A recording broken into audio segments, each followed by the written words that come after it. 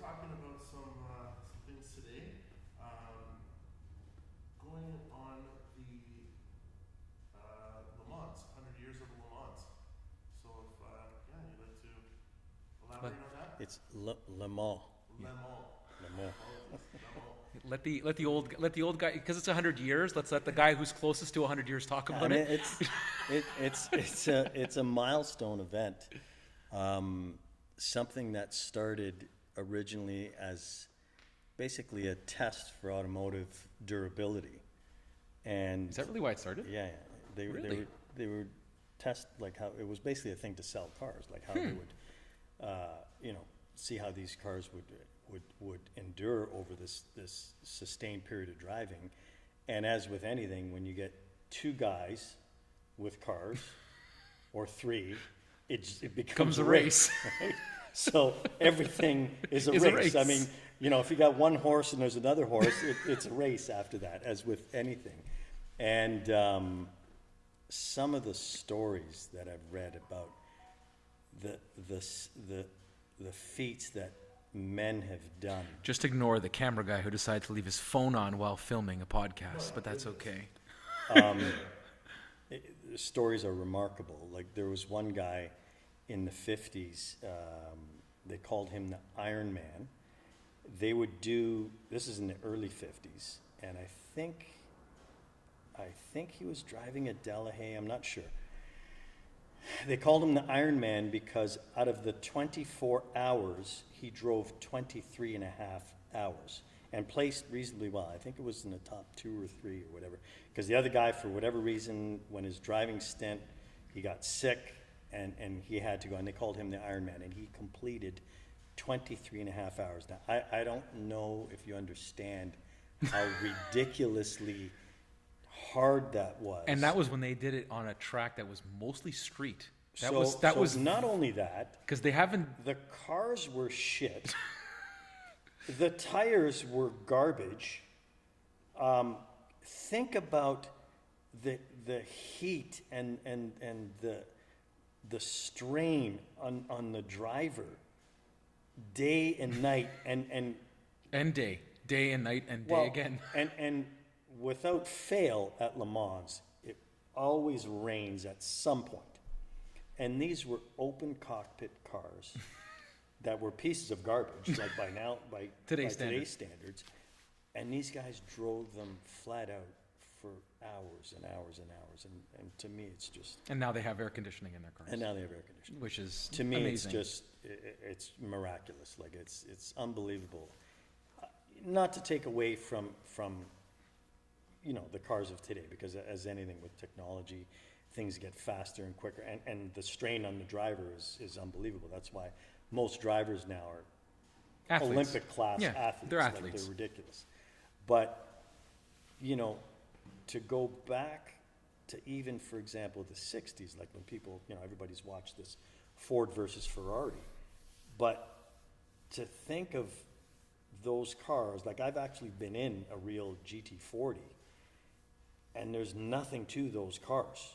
There's not a lot of anything, and it's just motor and skin, and these cars would do an excess of 200 miles an hour down the Mulsanne Straight, and these guys were doing it for 24 hours. And they didn't have the kinks at that time either. They didn't have the kink. There was Yeah. no kink. So you were doing flat out. Just remarkable. The whole event is it's just unbelievable. And as with anything, with speed and it's the mother of invention. That's where disc brakes were, like Jaguar was one of the pioneers with disc brake technology, because I think in the C-Type Jaguar in early 50s, they were victorious because they could outbrake anybody. They didn't have the best car, they didn't have the most power, but they had the best brakes. And Ferrari, for the longest time, was in denial. They were running drum brakes until the early 60s. But the Jaguar C-Type, the D-Type in the 50s, they had disc brakes, and nobody was running four-wheel disc brakes. That was a new thing. So some crazy stuff has come out of that. And to think of, you think of these old cars, like if you see them nowadays, like even these old vintage Ferraris and stuff, they ran those things. They weren't much different than the street cars for 24 hours, flat out, and they didn't break. No, they didn't break. But the other thing is too, you got to understand that today's standards, the technology they put in them, it's kind of like that brute force and ignorance back then versus now. You've put so much technology. I mean, you being a doctor also know the fine tooth is scalpel versus a hammer, right? Yeah. Back in the day, you had hammers, and that's all they did. So the functionality back then, when they were running 220, 230 miles an hour on the Mulsanne Strait versus today's standards, the today's standards too is the amount of technology in these cars that allow them to go that fast, whereas before they didn't think they needed to monitor all these things. They just did them. That was it. But what is remarkable about that is if you look at the speeds from the early 70s, like you talk about a 917 Porsche, they were 220 miles an hour back then. And you look, have you seen these are 15-inch wheels they're running with bias ply tires. Yeah. And brakes no bigger than what's on this car.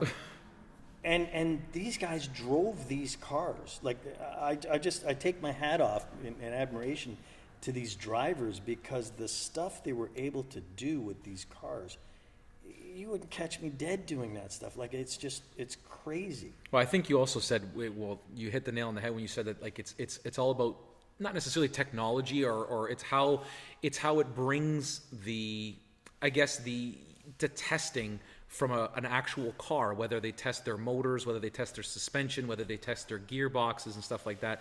Like, especially when you look at, like, the Nürburgring has become an iconic venue now where all the testing is done. Yeah, that's the benchmark. That's the benchmark time now. That's everybody says that, what the Nürburgring time do, and that seems to be what everybody is whether it's 300 miles an hour is where everybody's going, or whether they're going to be the fastest Nürburgring time. That seems to be where everybody's going. Now on the flip side to that is, so I've driven the Nürburgring, it's super cool, one of the best experiences of my life, but driving into it was probably the most unbelievable thing. Every manufacturer on the entranceway into the actual Nürburgring is there. They have factories, like little mini factories for every manufacturer sitting there, that they literally take their cars on the track, bring their cars back in, do all their dynamics, put them back out again. And I think that's where, people think racing, like you said, where you get three guys together and it's got to be a race, it's got to be a race. I think that's the way it started, but I think manufacturers across the board, suppliers, engineers, and not just car manufacturers, but brake manufacturers, tire manufacturers, that's where they really get all their information. Like, it's pushing the thing to the limit that no normal person would do. And I think that's given us a lot of things that otherwise I don't think we would have actually gotten ever in the industry. I think it set us up for what we have today. But that brings us to the adage of what the whole premise of racing was: race on Sunday, sell on Monday. Right? Because everybody wants to be associated with, I'm driving a Porsche because they're the winningest car, or I have a Ferrari because this and that.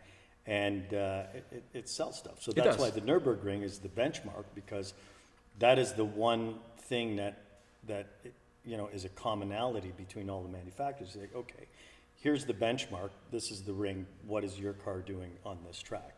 And that's what we define as, that's the car to have, or that's what I want, or that's the best. Yeah, and it goes, then again, like I said before, then it also goes down to, like, the fastest car. Not necessarily around a lap, then you start going into drag racing, and then, like, we were just alluding to before about, Bugatti can do 400 kilometers an hour, right? And that's like, how did they get to 400 kilometers an hour? Well, you need to use aero. You need that track, aerolescent track. Yeah, you need to be able to get to there, and then you use the tracks, you use the technology that, again, 100 years of testing and 100 years of everything, like. And again, you said even going back to, if you watch the Ford versus Ferrari video, where they were talking about changing the entire knuckle as opposed to changing just the brakes when they were having braking issues. Right? But that is, that's ingenuity. That's what racing does. That's what it is. It brings invention and creation and thinking outside the box. Like, nobody at that time would have thought of that. No. Phil Remington you know, being the genius that he was, and he was a self-taught backyard mechanic, but on par with any engineer out there. And he just thought outside the box, and that's what the beauty of racing does. It does that. It makes you, out of necessity, start being creative and using what you have to make things work. It's incredible. It is. And again, what I think, funny, before we started just talking about this in general, we started talking about just how the racing world has gotten away from that.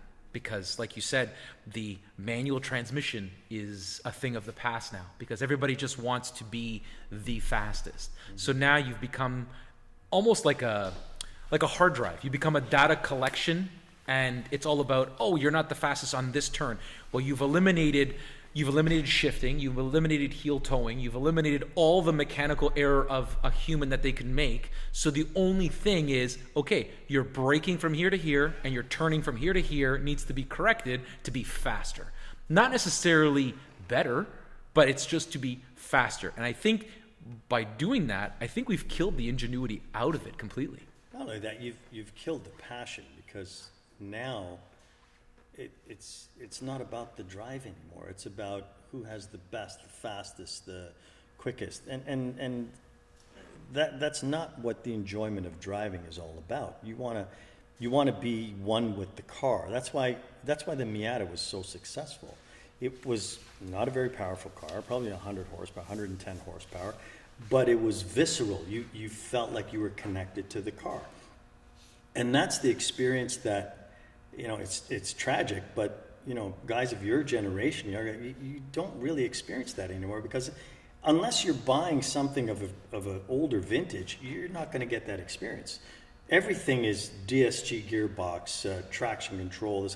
You don't almost, the car's driving for you. You don't feel the car anymore, and that's where the passion has gone out of the car. Like, you know, there's something to be said. That's why people love old cars. Well, more so people from my generation, but, you know, when you get in an old Porsche or something and you smell the old leather and the bit of gasoline, and when you're driving the car, you know, it's the imperfections. It's 250 horsepower, but it's the imperfections that make it perfect. It's about the experience of the drive, and you don't have to be going, you know, 160 miles an hour to have fun. You know, you get an old MG or, you know, an old, any old vintage sports car, and you know, you're running it through the gears at 60 miles an hour, 70 miles an hour. It feels like you're doing 150 miles an hour. So the experience, because it's scary. It is, but the experience is it's about the experience, and what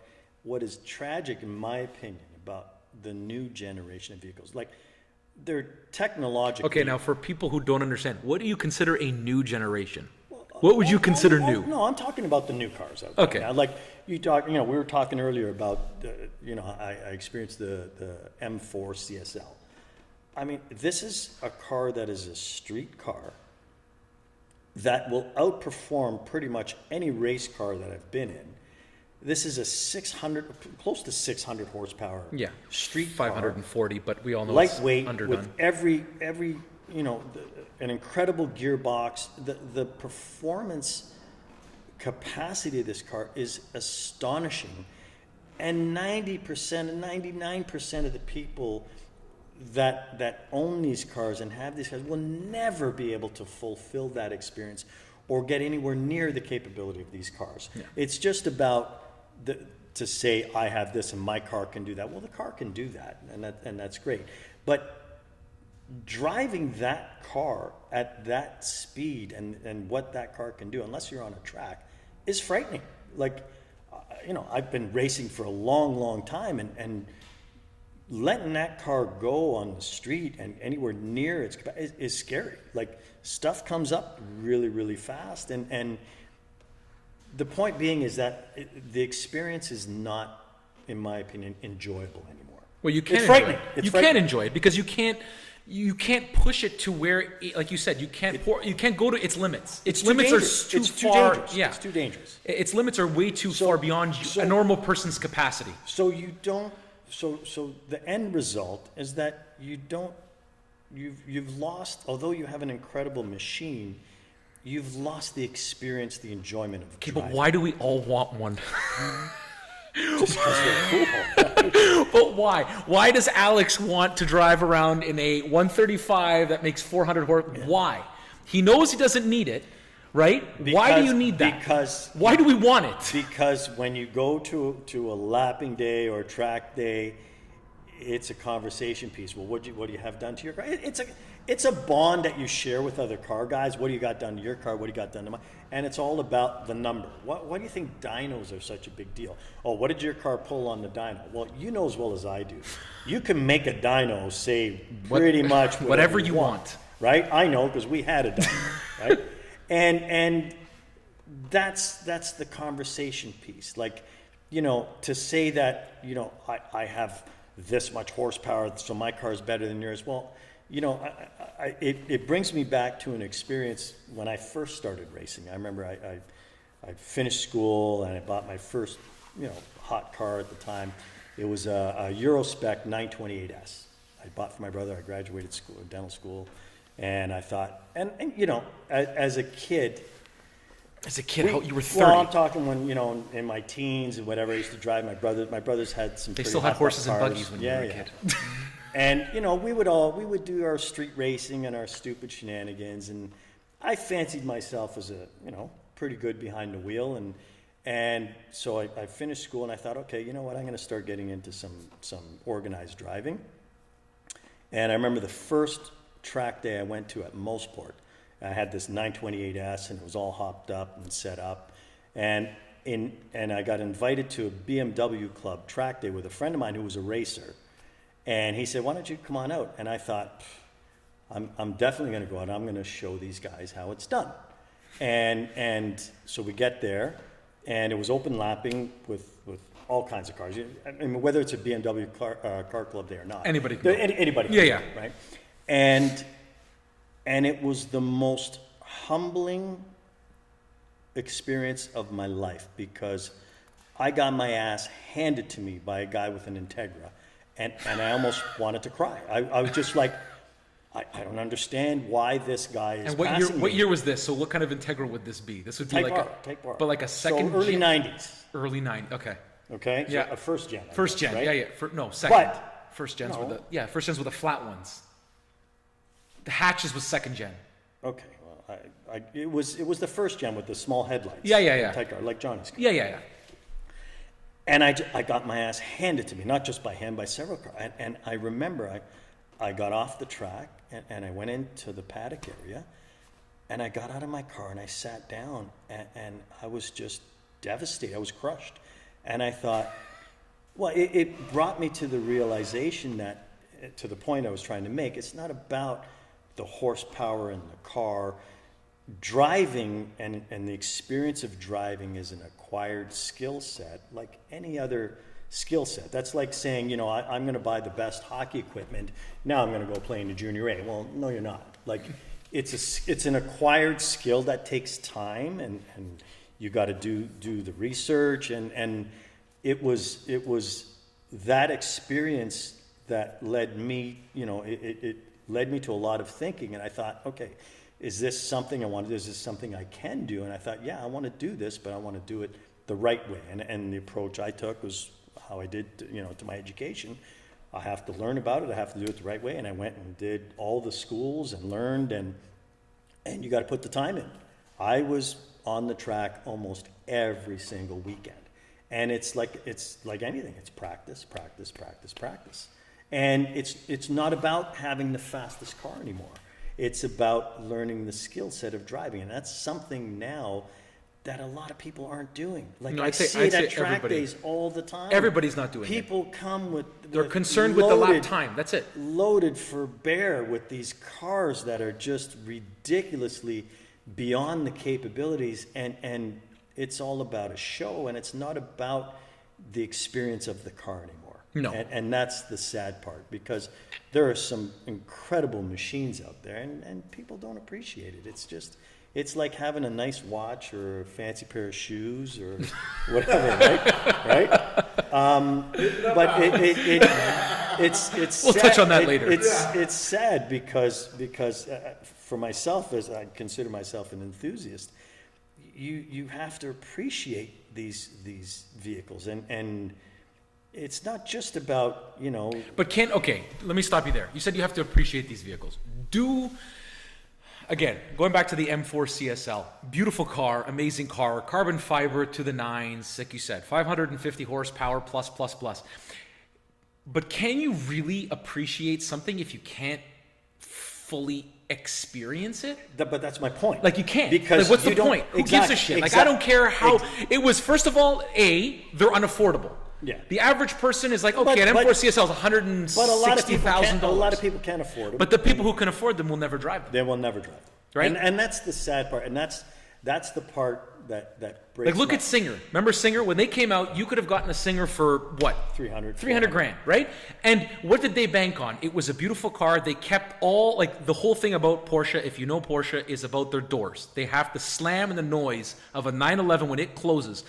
And I remember visiting the factory and him telling me it was the one thing that they could not duplicate with any type of steel, any type of carbon steel mixture. So the whole car is carbon except for the doors, because they said to themselves that initial nostalgia of the click and the slam of that door, they could not replicate no matter what they did.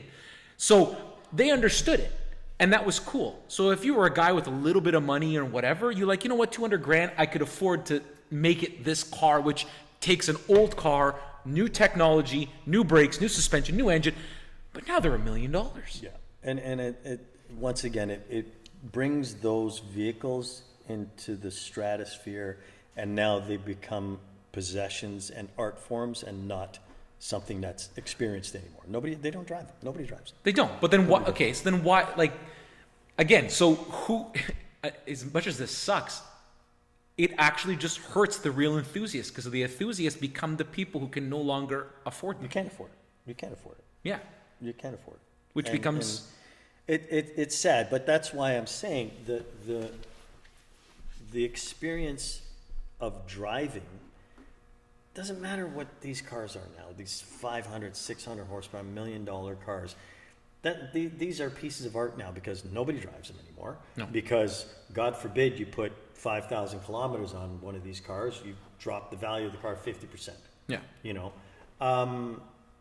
So if you're somebody that really is enthusiastic about driving and passionate about cars, it doesn't have to be the 500 horsepower CSL or this and that. It can be the 110 horsepower Miata or the Mini Cooper or the E36 BMW, because it's about the experience of driving. And that's one thing that I think we've lost, is nobody really cares about the actual experience of driving anymore. And that's where the love of cars and automobiles came from. Starts. It starts with every kid, right? Yeah. Normally you start with what? Like a little Hot Wheels, little Power Wheels, little little go-kart, go-kart, something. And that experience is getting diluted, and it's getting lost, and it's a shame. It's a shame. It is. So again, going back to Le Mans now, so we've got the Le Mans prototypes, which is the first one. We've got the LMP2 cars, and we've got the GT. And now we got the hypercar class too. Well, that's the LMP car. LMP is just LMDH. LMDH now. So you've got, again, like we were talking about, you've got no feeling to medium feeling to somewhat feeling when you go to a GTE car, because it's still somewhat of a street car. And then you bring NASCAR into it with the Garage 56 car. Well, that's not actually a group of cars. That's only one car. It's one car, yeah. The special entry. So the Garage 56 car is an experimental class. Yes. That's where that Delta Wing Nissan was. That was a Garage 56 car.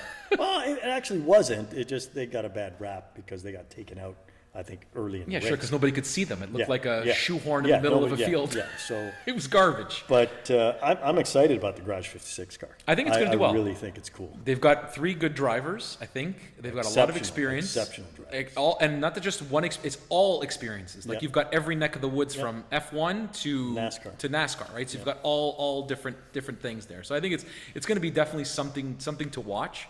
Well, not only that, I think the beauty about what that car is going to bring to the table and that team is that it's going to open the North Americans' eyes the NASCAR guys, the road race guys to do it. to do it or to watch. Well, yeah, because it's a European series, and the funny thing is, when you look at the entries of them, they're all European cars. Like you have the Corvette, which has always been a thing to, they've always been a marvel when it comes to racing and stuff like that. And actually, you know what? This brings me to another question. And you know what, Alex, you can chime in on this every once in a while, but I'm just wondering. So if you think about how, again, we were talking about going out of racing, not necessarily racing, sorry. You're talking about like bringing the feeling back in. I think another thing that really is a really shitty opportunity for us, especially being true car guys. And again, there's going to be a lot of people who can, a lot of people who are just going to be like, yeah, I don't care. I just want a 500 horsepower car because I want a 500 horsepower car. But like, just the overall evolution of these cars, like you drive an E36 M3 and then you drive that M3 CSL, it's a completely different car. Mm-hmm. You then go back just 2 generations to your E90 generation, right? Your V8, more raw, connected, 6-speed manual gearbox versus your, it's an 8 HP, the 8-speed transmission and whatever with all the technology. That little bit has changed those iconic cars, right? Corvette, same thing. You went from having a front engine with a transaxle gearbox for its entire life. It was always a front engine mounted car, to now for your C8, you get a mid-engine car, right? Automatic. Yeah, exactly. So it's like, it's not only killing everything and, the whole point of it, it's, to me, it's even ruining the icons. Like even a GT3 RS now, it's only available in automatic, PDK. Yeah. Right? And I think, again, I guess because it's such a small market out there for us in terms of what it could gather in it, but I think the enthusiasts also are willing to spend the money in those cars to do it. Like I think, if I'm not mistaken, I think you can still get a GT3. Yes. Stick. GT3 touring. You have to get a touring stick. That's right. But a GT3 RS, which is what people want, right? But I will say, especially for like the 911s being at track days and stuff like that, and I will say, especially the 991.2 and the 991.1, the GT3 RSs that are out there, guys aren't scared to bring those to the track. No. It's still one of the most, if you think about expensive cars. But it's one of the best cars. It is. It really is one of the best cars. It is. It is. But again, what makes a Porsche driver willing to do that?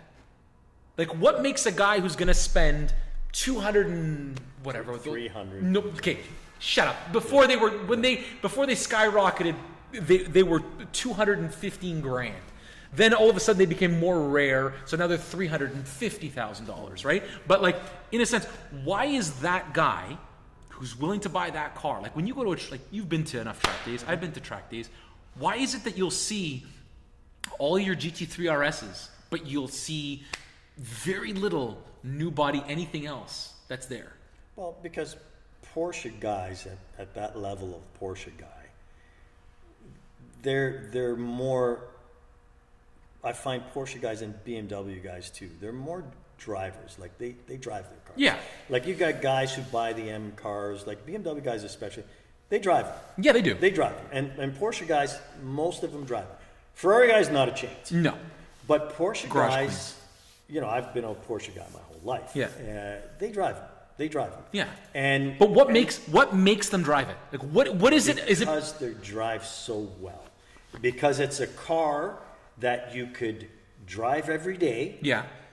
And take to the track and look like a rock star and then drive the car home. But what I'm trying to get is, why do they, okay, maybe I'm not phrasing this correctly, but why do they feel that they can just take a car like that, especially write the ticket for it, because they're, like I said, they're not cheap, but they're willing to take it to a track day and push it. I'm not saying they're going to push it to a level where a race car would push it to win a championship, but they're still willing to push it far beyond what a normal car guy would do it. Because, and I'll tell you, I have the answer for that. Because that car basically will save their ass every time. Because if you're driving a GT3 RS at 50% of its capacity, that car will do everything for you. That car is like going for a Sunday drive, thinking, okay, like when are we going to start doing something? Yeah. Now, to drive that car on the edge to get it, then you're talking, it takes some skill to do that. Yeah. And those guys aren't anymore. Most people, I'm not going to say all people, but most guys that have those cars aren't anywhere near what the ragged edge of that car is. See, not even close. I'd like to chime in on that one because I think personally, coming from a car enthusiast, not car experts like you guys, but from a enthusiast aspect, I would say driving, I have a BMW 135i and I love to drive it. And I think that purchasing that car and then experiencing that car, I just feel more, how would you say, like I feel more connected, and I feel like I want to push that car more. And because of Sasha over here, I want to push that car even harder with some new M3 suspensions, new M3 and a little M3 front end, or however. Now, guys who purchase Porsche or guys who purchase BMWs, I find that they want that driver experience, and they know when they purchase that Porsche, they're going to get that driver experience. They just have to find it within themselves to push that car even harder. Yeah, but I see, that's what I'm saying. That's what I was asking. I think it comes with just buying the car. Yeah. I really do. I really think that as soon as they buy it and sit in it, it's like, you think you fancy yourself as a race driver. Okay, exactly. So, weird. I was just like, as I'm saying this, so it's almost like when you buy the brand, whether it's a Porsche or whether it's a BMW, part of the club. all of a sudden, exactly. but all of a sudden you're like, I can feel all of its racing history in that car, and because most people understand that certain cars just you'll know Mercedes from F1. Why? Because Lewis Hamilton made it cool that everybody won the last 7 or 8 years, right?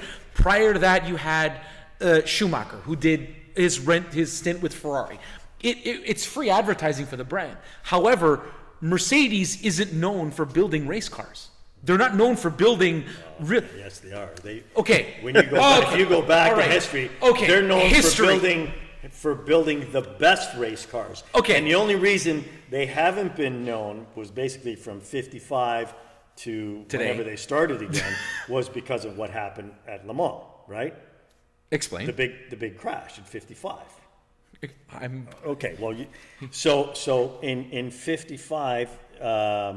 Excuse my ignorance, but Mercedes was running the 300 SLs, and it was towards, I think, the middle of the race. Anyways, these cars were highly strung. They were super fast, magnesium blocks, like they're crazy materials they were using at the time.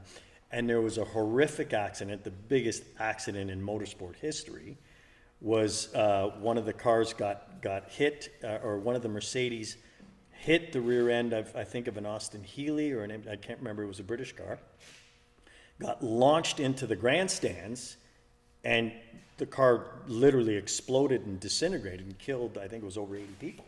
It was the biggest tragedy in motorsport history. And to the point where Mercedes did not finish, they still had another car in there. I think Sterling Moss was driving that. They literally packed up and went away, and they pulled out of racing, and they were done with racing. But up until then... But why?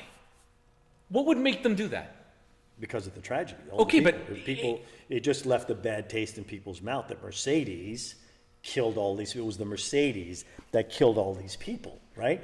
And it was a management decision at a corporate level. Yeah. And they just said, we're done. We don't want that bad name associated with the brand. And they packed up, and that was it. Racing over. Now you got to understand something. From the early 30s, Hitler, it was Auto Union and Mercedes dominated Grand Prix racing throughout the 30s up until the Second World War. It was utter domination. You look at the Mercedes and the Auto Union cars of that era, like the Auto Union cars, rear engine, V16 supercharged methanol. In 1937, these cars were making 600 and change horsepower. You know, and you know, the best cars at the time, there was only one person who could beat the auto union car, who beat the auto union cars, was Tazio Nuvolari, who drove an Alfa Romeo, and with half the horsepower, and he beat them at the Nürburgring, just by sheer skill of driving, to the point where the Germans hired Nuvolari after they took him from Alfa Romeo and hired him to run. We can't make him better. He was the We'll- only we'll steal non-German. him. No, I think there was another there was an English gentleman who drove. But I think you just made my point. I think you made my point by saying, like, back in the day, that was their nostalgia, that was their shtick, that their racing was their shtick, and then it's gone. And then from that point forward, you look at who is the names in racing since then. And no offense, most people Ferrari. who it's been Ferrari, it's been BMW, Porsche. it's been Porsche. That's it. Yeah. You have no other brands that have really made not necessarily an impact, but a thing. So I think, like Alex was alluding to, when you get into these cars, it's the whole experience. It's everything, because you've heard it on TV. You've heard it on, like, you know, I've been with, you know, BMW since 2004. And I remember every single complaint coming in was always, you know, the car ride's really rough. It's just a rough ride. It's very stiff. It's like, yeah, but the brand's name is the ultimate driving experience. Yeah, they truly are drivers. And that's the thing. It doesn't matter if you get in an X5, X3, X1, 3 Series, M5, 7, even there's 7. Yeah. You can take that car and literally give it shit, and it will behave like a car that was supposed to be driven. Car. It is. It truly It is. a driver's car. And, you know, and it's funny because it goes across their line, right? Their whole entire line is the way that they're supposed to be, right? And I think another thing, again, this is going to be a controversial topic for a lot of people, but we both agree eye to eye. This leads us into the new age of all these EV garbage cars that are coming out, and nothing but trouble and garbage to exist in the future, where you think if electronics were bad before intervening with racing, when now you're sitting on a vibrator and that becomes what you're going to race. Not only that, you know, the whole premise of EV cars, you know, displacing fossil fuel cars and talking about the environment, yet people just don't take into account what it takes to build But they the don't care. batteries. They don't care. Dispose of the batteries, and how much fossil fuel it takes to make a damn electric car. It's ludicrous. No, or the fact that it takes fossil fuel to make one. the electric To make cars. one, that's right. I can't Yeah, remember yeah. what the figure was. I saw it recently on social media. One of those big, deep, I don't know what the number is for those big, huge earth mover trucks. Like, I don't know how many, I think it's 500,000 pounds of earth it has to move in X amount of time. And it burns this much fossil Using fuel. this much fuel Yeah, yeah. to make like one battery. Yeah, You yeah. know, it's Which is ludicrous. basically the So equivalent the price, of the price tag. The price tag to the environment to make an environment-friendly car it's hypocritical. But I It's also ridiculous. think that putting them into racing is like, okay, a hybrid is one thing. You cannot. Racing an entirely electric car is extremely dangerous. It is. And I don't think people know that, because if you go back, so it was funny enough, it's something you don't even think about until it happens. So I was watching a post on Instagram, and you never think about it until it happens. So you always think of the benefits, right? You think of, oh, it's an electric car. I don't have to fill up on fuel. I just literally plug it in and I go, right? It was an electric car fire in California. Can't put it up. It took, so apparently the average car fire that they need to put out in California is 2,000 gallons on average. Apparently they used like 10,000 gallons of water, Well, you can't and it put was up that still car- smoking. Yeah, you can't put it out with water. You can't put it out with water, and that's the thing. It's an electric car. When was the last time you put electricity on water on electricity? That's the one thing they tell you not to do, right? So we don't even have the infrastructure to stop the car from combusting, let alone anything else to drive or to maintain these cars. But not only that, you have to look at the safety of that car. You getting scared of the mic? So no. So if you have to have rescue crews that are trained For that. for that Yeah, purpose. exactly. okay, so what if you're out in the middle of nowhere with an electric car and you get into a huge like who's Nobody. going to be there? Nobody. Who's going to help? Nobody. But even in racing, what are you going to do? We just don't have. No, we didn't think about it. They were so quick to push that Yeah. the electric car. Oh, it's the future. It's the future. It's the future. Yes, it could be the future. I think there is a place for electric cars. I think in like downtown Toronto, everybody should have an electric car in the core. Like there's no need to run a gasoline car. However, you leave there, no problem. You can have a gas car. You do whatever you got to do because I like driving. You like driving. You like driving. There's a lot of commuting that people just do to do it.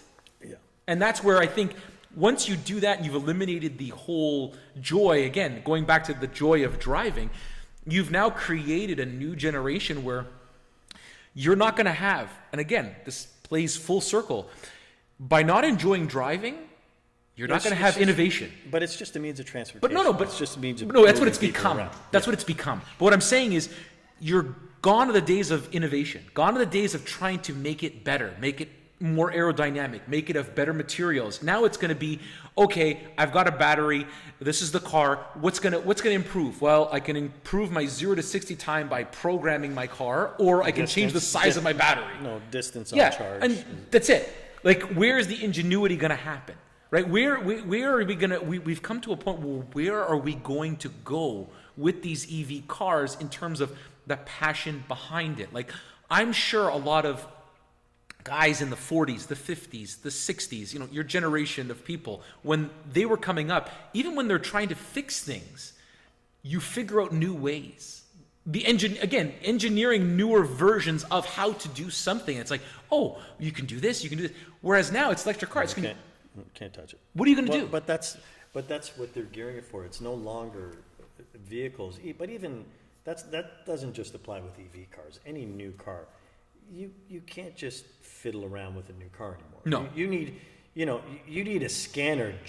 You can't open the hood and do anything without a scanner. Yeah. So the backyard mechanic is out the window. Now, yeah, you can, go on Amazon and buy a bullshit scanner that you plug into your phone and it's going to give you X amount of stuff, but you can't wrench cars per se like you did in the past. Or No. tinker. No.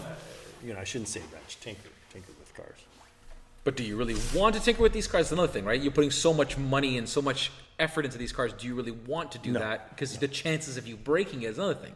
However, again, going back to what we were talking about before, it's like people who try to do things. The other thing that's really killed a lot of it, especially like guys who work on cars who I've been in the industry, I've been a mechanic for my entire working career.